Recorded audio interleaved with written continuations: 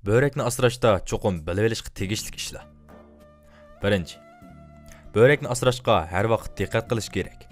Börekda kasallik sezilganda, masalan, badan ishig'anda, qon besimi yuqori bo'lganda, suydik yo'li g'idiqlanganda, bel og'riganda, qon ozlik, mag'dursizlik ahvollari ko'rilganda, darhol doktorxonaga berib tekshirtish kerak. Ikkinchi, bir qism dorilar, ya'ni vitamin turidagi dorilarni oz ichish kerak. Chunki vitaminlar modda almish jarayonida cho'p kislotasini hosil qilib, börekda tosh shakllanishini tezlatib etadi. Uchinchi, tuzni oz iste'mol qilish kerak. Tuz bilan kalsiy o'zaro moslashtirish rolini o'ynab, börekda to'salg'i paydo qiladi. To'rtinchi, qaynoq suvni ko'proq ichib berish kerak.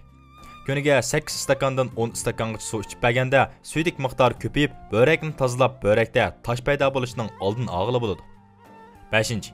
Qanot turidagi yemekliklarni ozroq iste'mol qilib, muvofiq miqdorda sifatli oqsil moddalari bo'lgan yemekliklarni iste'mol qilishga kafolatlik qilish kerak.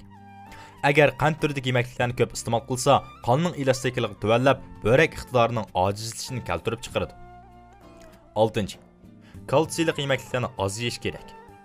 Kalsiy börekda tosh paydo qiladigan muhim tarkiblarning biri. Shunga har kuni yemak-ichmak orqali qabul qilingan kalsiyning miqdori pek ko'p bo'lmasligi kerak. 7. Xizmat bilan dam olishni muvofiq o'rinlashtirishmi börekni asrashdagi muhim omillarning biri.